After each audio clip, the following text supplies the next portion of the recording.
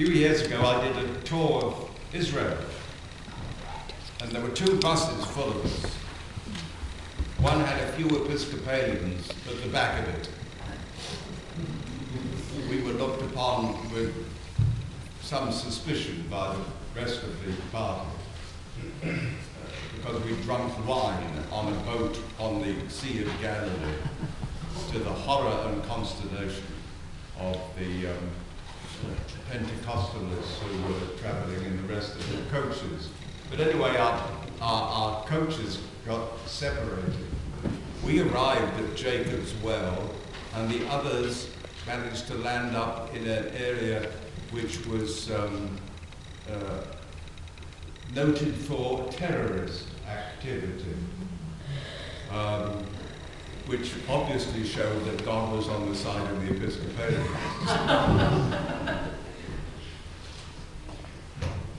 At any rate, one can't go to Jacob's Well without thinking of this story, which perhaps doesn't have the cutting edge to it because we've heard it since we were children and we forget the context, that it should have. Samaritans were hated by the Jews. For when the Jews were taken off into captivity by the Babylonians, those who escaped or escaped the attention of the Babylonians had intermarried with other people round about. So they weren't pure race. And secondly, they had the temerity to build their own place of sacrifice on a mountaintop not far from Jacob's Well, instead of worshipping in Jerusalem. Well, of course, there was nothing left in Jerusalem to worship, but that didn't really matter. When the Jews came back from exile, they looked on these people with utter disgust and disdain. So that Jesus, A, will talk to a Samaritan, B, will talk to her alone with nobody else around for the first part of the story, and C, will offer her living water, would have been utterly scandalous to his Jewish hearers. Utterly scandalous. Now, we're very lucky to live in a part of the world where no one is prejudiced. Oh, am I right? But there are places where prejudice remains strongly. I once lived in the South. Well, I lived there for a long time. And the older generation still called black people niggers.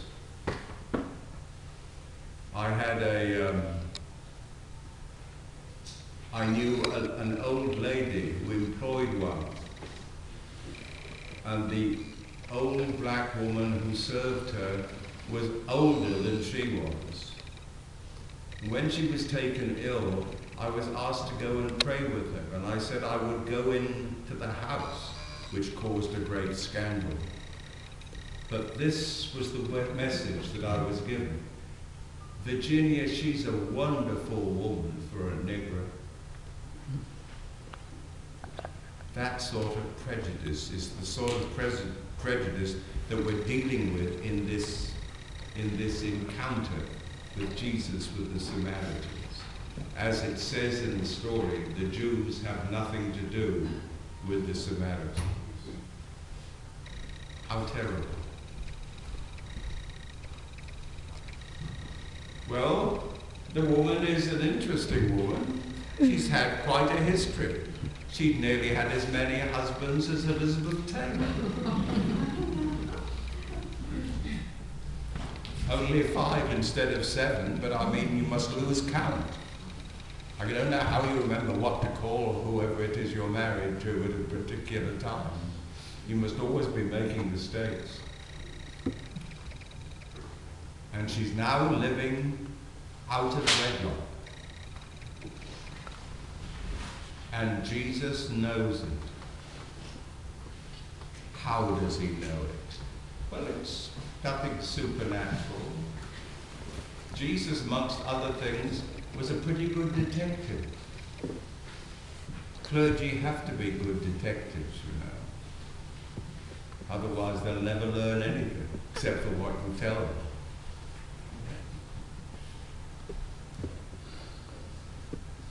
And so here's the well, and he asks to drink. And she says, you don't have a bucket. Very practical. You don't have a bucket. How are you going to get any water? And that too has a meaning. For a Jew could not drink out of a receptacle belonging to a Samaritan. It was unclean.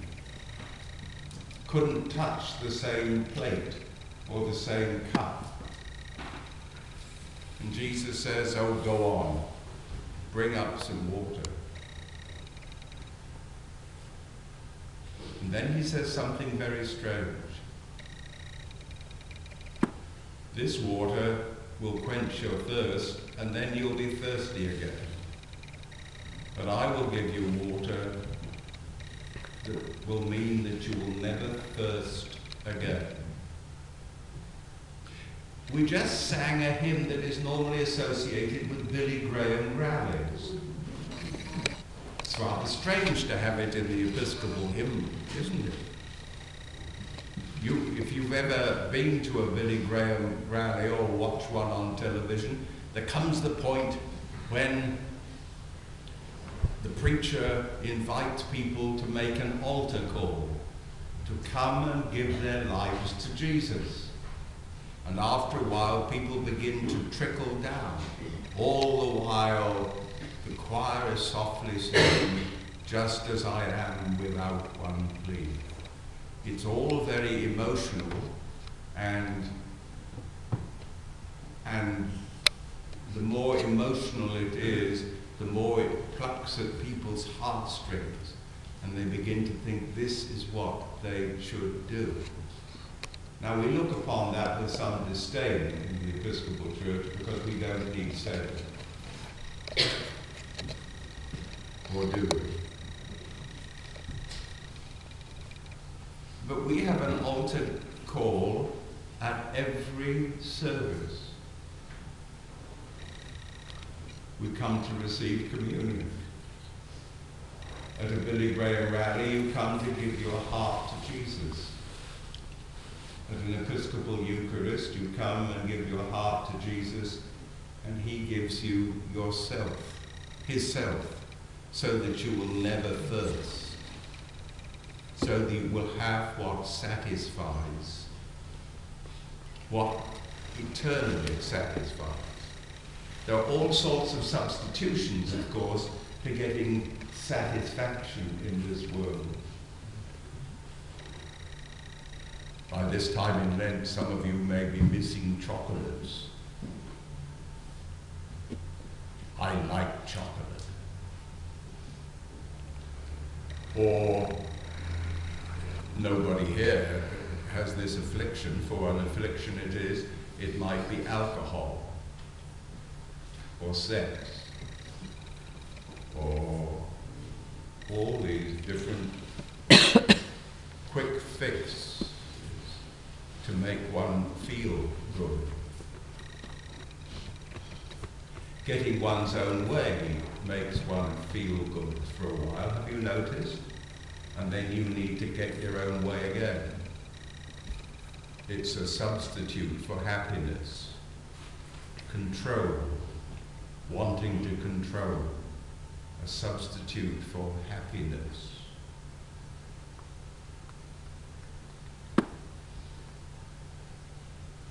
Jesus offered this woman something that would satisfy always. Faith satisfies eternally. Giving one's life to Jesus satisfies eternally. And that is why St. Paul in the epistle today talks about our being justified by faith. Elsewhere in Galatians, he will say that we get right with God, not of ourselves, lest anyone should boast, but it is the gift of God.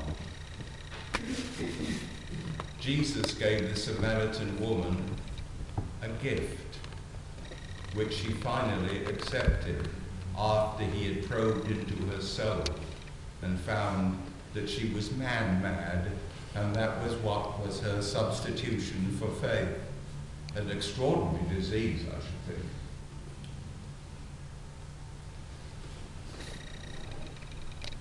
And then she rushed off to tell the villagers what he'd done for her. We too are offered the gift of faith. It's not an easy transaction because Jesus looks into our souls and sees who we are and what we are and what we put our trust in and what substitutes we have for God himself. And having exposed our inner self, he offers himself to us, that which is eternally satisfying, his presence, his love, his care.